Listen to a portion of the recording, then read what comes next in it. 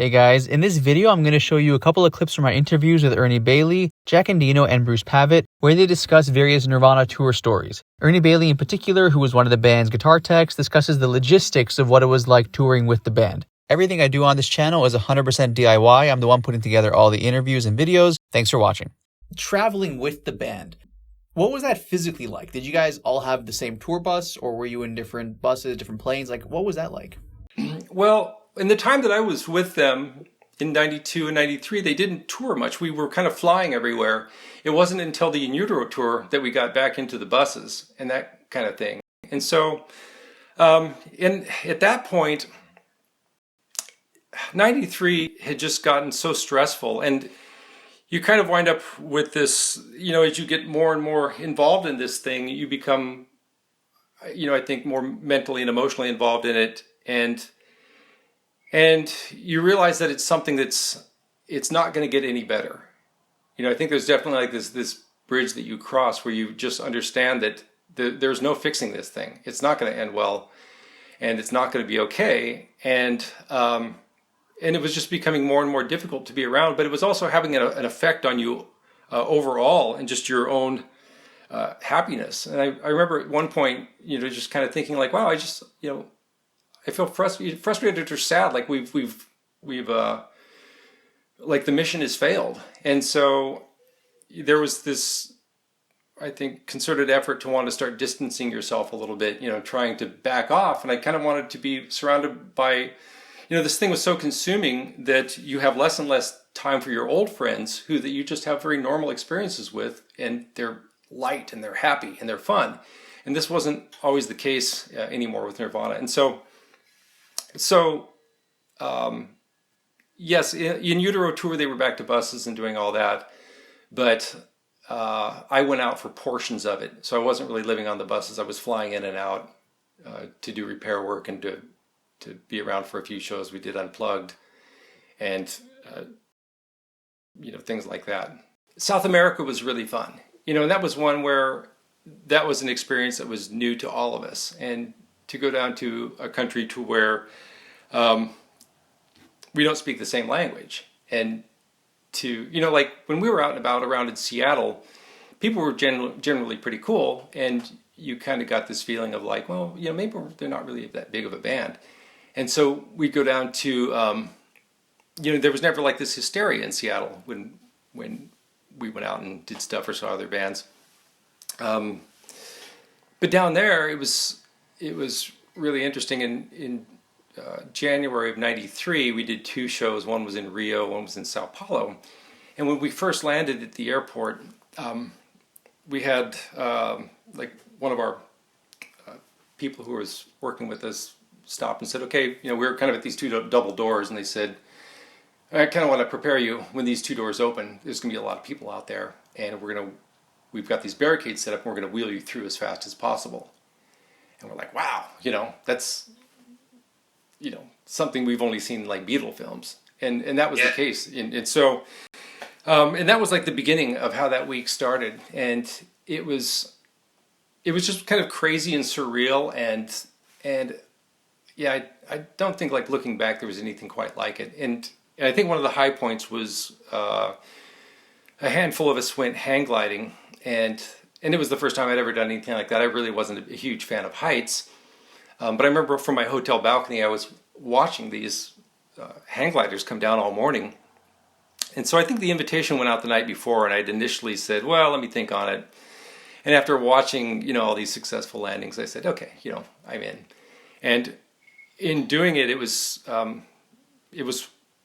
one of the most thrilling. I mean, it was so much fun. It was unreal. And I think that Kurt was the first one that went out, and he landed on the beach, and then I went out over the waterways and came back and landed on the beach. And I remember thinking to myself,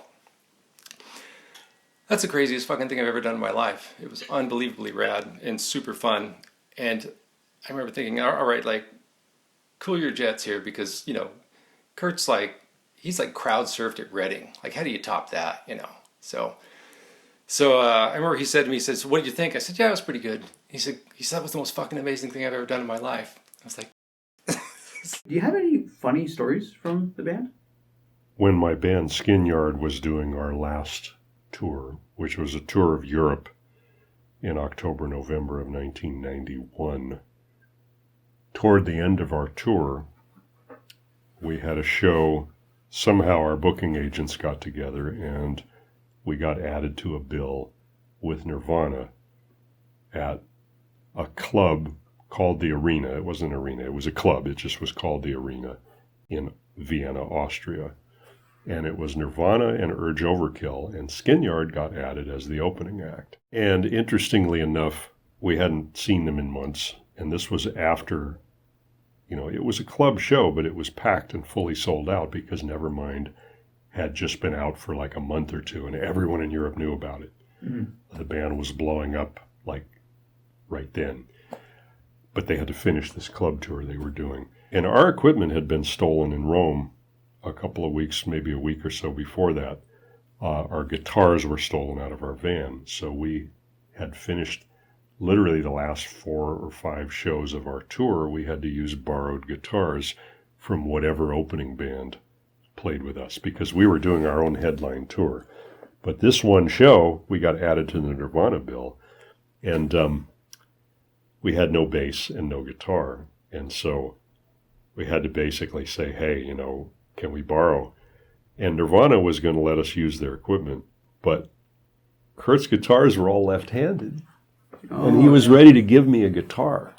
He was going to give me one of his, Jag Stangs or whatever the heck he was playing, but it was a lefty. And he said, well, I can have my tech flip the bridge around for you, but we were sound checking right then. I was like, come on, so, and Chris offered to let our bass player, Pat, use one of his basses, but Chris, being somewhat tall, needed 2 guitar straps duct taped together end to end because he likes to play the bass low, plus he's really tall.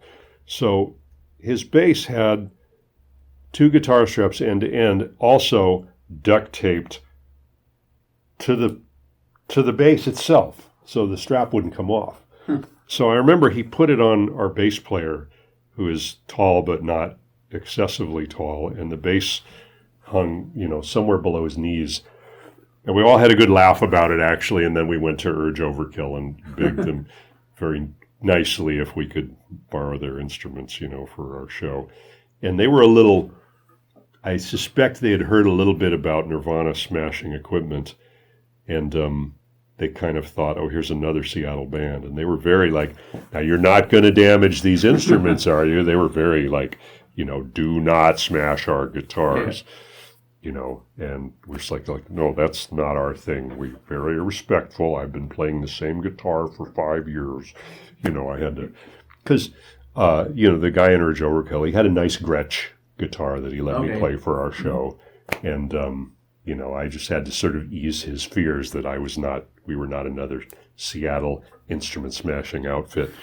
So, Urge Overkill very kindly let us use their guitar and bass. And we had one more show with Urge Overkill, I think the next night in another part of Austria. And they let us use their instruments. But that was funny, actually. The Nirvana people were ready to help out, but it wasn't going to work. Yeah.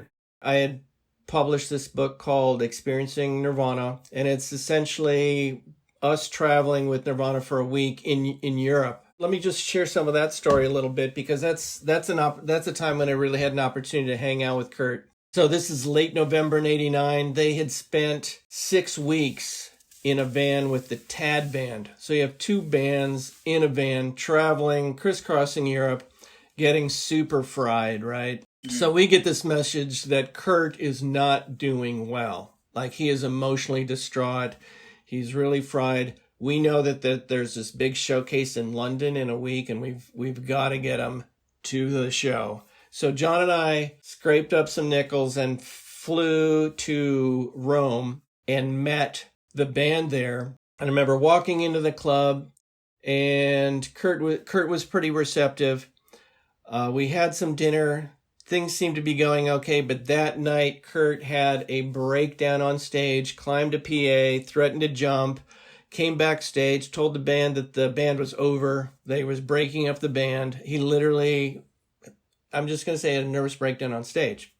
So John went for a walk outside with him, and Kurt said, when I look out in the audience, I'm seeing the kids who used to beat me up in high school. That's what I'm seeing. So that's kind of where he was coming from. Again, I told you he was a quiet, sensitive kid. He got harassed in high school a lot. So what we did is we told, the rest of the musicians just to head on up to Geneva, Switzerland, and that we would catch up via train. So what we did is we spent a day in Rome, seeing the sights, going to the Vatican, going to the Colosseum, eating good food, drinking good coffee, and taking a train up to see the rest of the band. So I got to spend a day in Rome with Kurt, along with my business partner, Jonathan.